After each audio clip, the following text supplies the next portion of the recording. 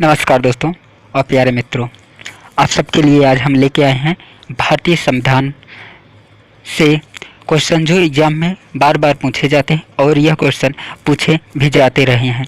इसलिए इन क्वेश्चनों को दोस्तों सॉल्व करना हमें बहुत ही अनिवार्य है, क्योंकि जो छात्र प्रैक्टिस करते हैं वह लक्ष्य के तक जरूर जाते हैं। लक्ष्य तक दोस्तों वही छात्र पहुंचते हैं जो प्रैक्टिस करते हैं। इसलिए चलिए प्रैक्टिस करना स्टार्ट करते हैं। 6 वर्ष की आयु से 14 वर्ष की आयु तक के सभी बच्चों का शिक्षा का अधिकार। आपसे पूछा जा रहा है 6 वर्ष की आयु से 14 वर्ष की आयु तक सभी बच्चों का शिक्षा का अधिकार किसमें निहित है? राज्य के नीति निर्देशक सिद्धांतों में सम्मिलित है, या मूल अधिकार में है, या संवैधानिक अधिकार है, या उपयुक्त में से कोई नहीं। चलिए दोस्तों, इस क्वेश्चन का उत्तर होगा option number B. Option number B, मूल अधिकार। चलिए दोस्तों, अगले क्वेश्चन की ओर बढ़ते हैं। अगला क्वेश्चन है, डॉक्टर भीमराव अंबेडकर ने निम्न मौलिक अधिकारों में से किसे संविधान का हृदय और आत्मा कहा था? आपसे पूछा जा रहा है कि डॉक्टर भीमराव अंबेडकर ने निम्न मौलिक अधिकारों में से किस को संविधान का आत्मा और हृदय कहा था?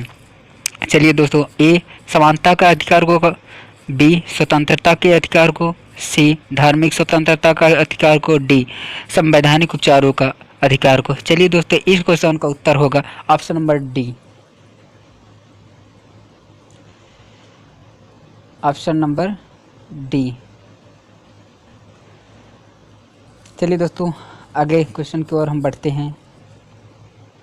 अपने अगला क्वेश्चन की ओर बढ़ते हैं। अगले क्वेश्चन है नंबर 3, निम्न में कौन सा मूल अधिकार के अंतर्गत नहीं आता? आपसे पूछा जा रहा है निम्न में से जो 4 ऑप्शन दिए गए हैं उनमें से मूल अधिकार के अंतर्गत नहीं आता है। नंबर 1 स्वतंत्रता का अधिकार, नंबर बी समानता का अधिकार, नंबर सी संपत्ति का अधिकार, नंबर डी शोषण के विरुद्ध अधिकार। चलिए दोस्तों, इस क्वेश्चन का उत्तर होगा option number C. Option number C. इसलिए दोस्तों कि संपत्ति का अधिकार अब समाप्त है। जब संविधान हमारा बना था, संपत्ति का अधिकार भी एक मौलिक अधिकार था या मूल अधिकार था, लेकिन 42वां संविधान संशोधन 1976 द्वारा इसको समाप्त कर दिया गया। अब यह एक कानूनी अधिकार है। संपत्ति का अधिकार अब केवल कानूनी अधिकार ही बचा है। चलिए दोस्तों, हम अगले क्वेश्चन की ओर बढ़ते हैं। हमारा अगला क्वेश्चन है दोस्तों, भारतीय संविधान निम्न में से कौन सा अधिकार प्रदान नहीं करता? आपसे पूछा जा रहा है कि 4 ऑप्शन दे दिया गया है, उसमें से पूछा जा रहा है कि भारतीय संविधान में से कौन सा अधिकार प्रदान नहीं करता है। नंबर 1 समान आवास का अधिकार, नंबर बी समानता का अधिकार, नंबर सी धर्म पालन करने का अधिकार, नंबर डी स्वतंत्रता का अधिकार। चलिए दोस्तों, इस क्वेश्चन का उत्तर होगा ऑप्शन नंबर ए समान आवास का अधिकार। ऑप्शन नंबर ए समान आवास का अधिकार। ठीक है दोस्तों, इस क्वेश्चन का उत्तर होगा समान आवास का अधिकार। चलिए दोस्तों, हम अगले क्वेश्चन की ओर बढ़ते हैं।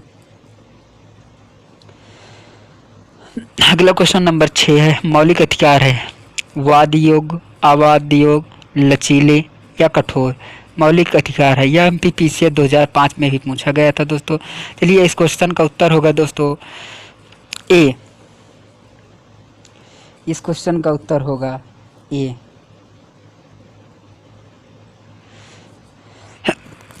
मौलिक अधिकार वाद योग है। चलिए दोस्तों, अगले क्वेश्चन की ओर बढ़ते हैं। अगला क्वेश्चन हमारा नंबर 7 है। अगला क्वेश्चन 7, संपत्ति का अधिकार एक मौलिक अधिकार है, नैसर्गिक अधिकार है, वैधानिक अधिकार है, कानूनी अधिकार है। तो दोस्तों, मौलिक अधिकार अब क्या रह गया है? एक कानूनी अधिकार। Option number D. Option number D, यह अब एक कानूनी अधिकार है। चलिए दोस्तों, अगले क्वेश्चन की ओर बढ़ते हैं। अगला क्वेश्चन है हमारा, भारत का संविधान अस्पष्टता प्रेस की आज़ादी की व्यवस्था नहीं करता है, किंतु आज़ादी अंतर्निहित है। अनुच्छेद आपसे पूछा रहा प्रेस की आज़ादी जो है किसमें निहित है? तो इस क्वेश्चन का उत्तर होगा ऑप्शन नंबर ए 19A में। 19A में। चलिए दोस्तों, अगले क्वेश्चन की ओर बढ़ते हैं। अगला क्वेश्चन है,